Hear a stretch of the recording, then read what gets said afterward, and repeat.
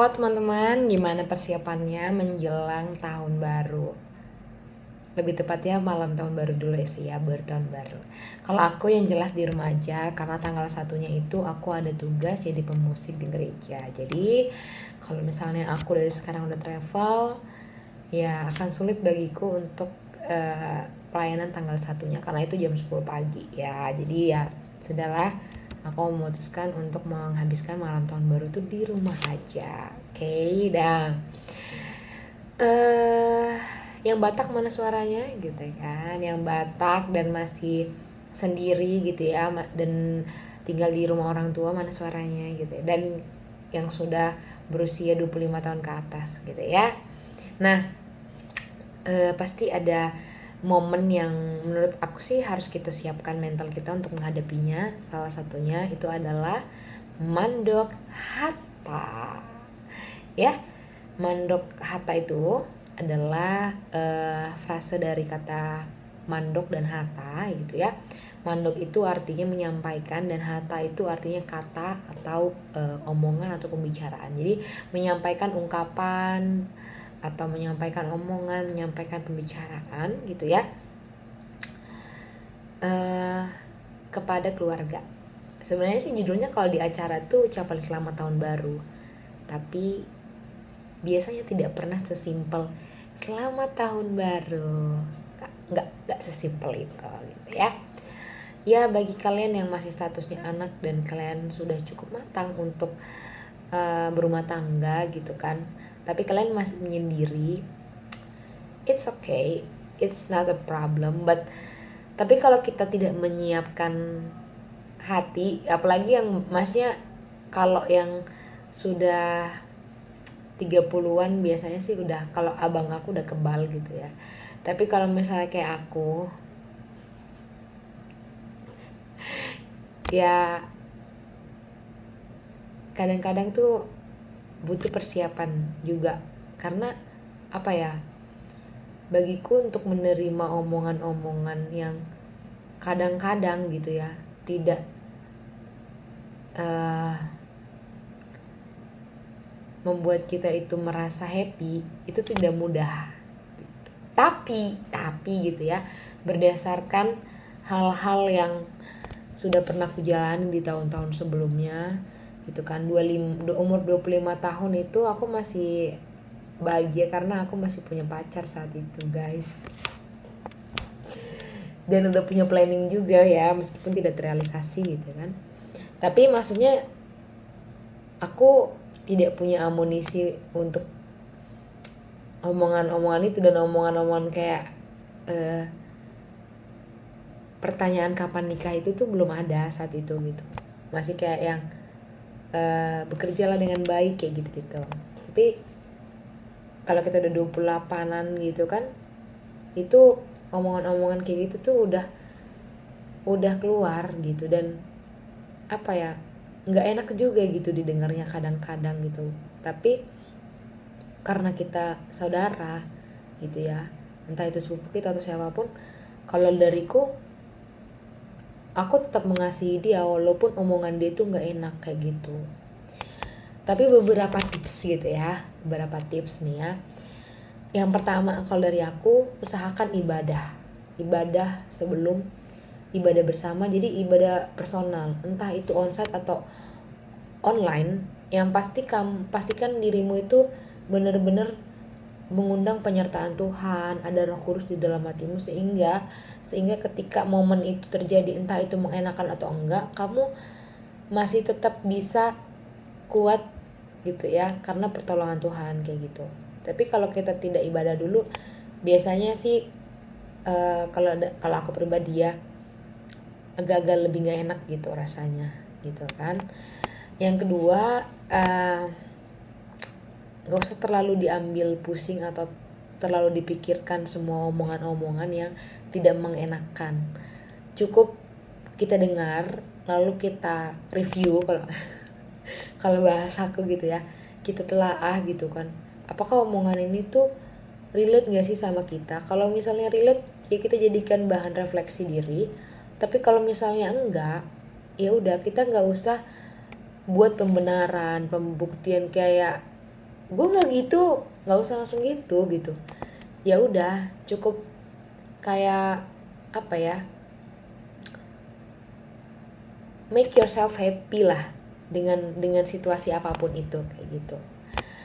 Baru yang ketiga, iya kan, yang ketiga, eh,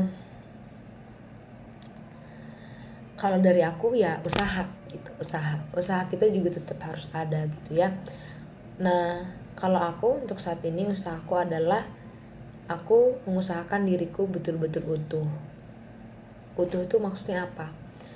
Maksudnya aku bisa menghidupi diriku sendiri dengan baik gitu ya, lewat pekerjaan yang Tuhan percayakan dan Tuhan berkati untuk menjadi kehidupan bagiku gitu. Yang kedua,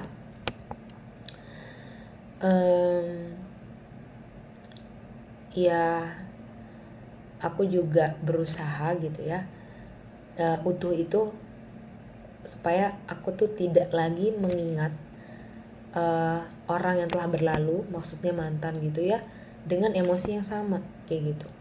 Maksudnya ya kita punya memori di dalam otak yang pasti ada beberapa yang kita masih ingat dari dia gitu. Entah itu kenangan yang manis kah, entah yang pahit kah, tapi pasti ada.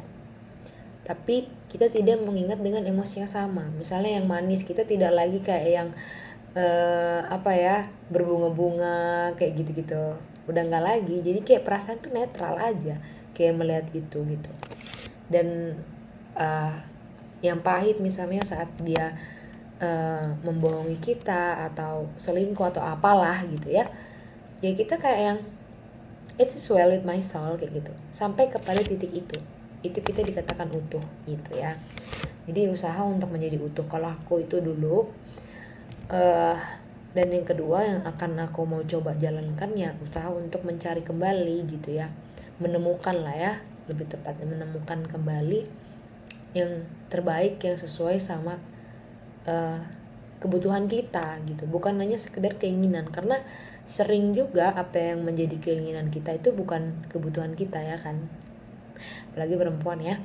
Kadang kita udah beli lipstick merek A dengan tipe 01 misalnya ya, sebenarnya itu udah bagus gitu, tapi ketika kita jalan lagi entah kemana, terus ada lihat diskon sale dan itu merek yang lebih branded dan harga yang lebih murah gitu kan dari seharusnya, kita pasti bisa beli lagi.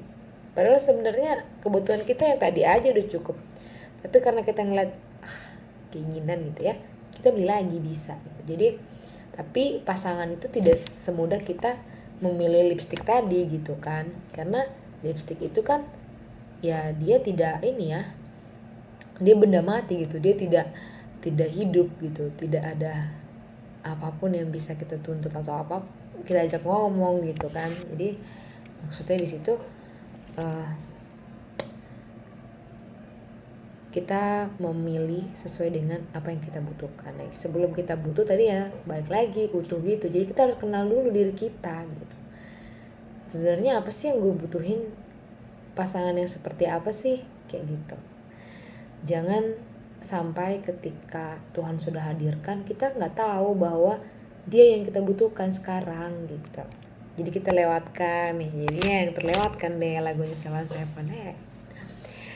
Jadi itulah tadi ya beberapa hal yang kita bisa lakukan gitu ya. Setelah kita buat list ya kita doakan lah ya, kita doakan dan kita terus berefleksi. Dan gak cuman itu ya, kita bisa juga membuka lebih banyak jejaring komunikasi dengan siapapun dimanapun yang masih dalam batas wajar gitu ya. Jaga kesucian diri gitu ya, kesucian hati kayak gitu. Dan selalu tanya Tuhan apakah dia sesuai, apakah dia yang terbaik atau kayak gimana gitu ya.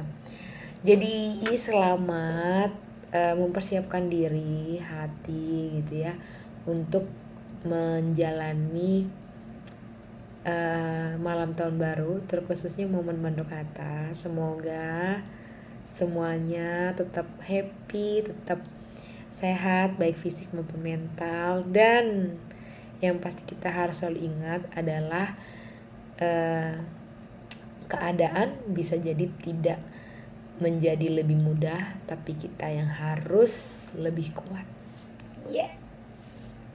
Semoga ya ini adalah salah satu pengingatku juga. Jadi ini adalah salah satu caraku untuk menasehati diriku juga gitu kan, supaya aku tuh bisa lebih happy ya kan, bisa lebih happy dalam memasuki tahun yang baru. Oke. Bye.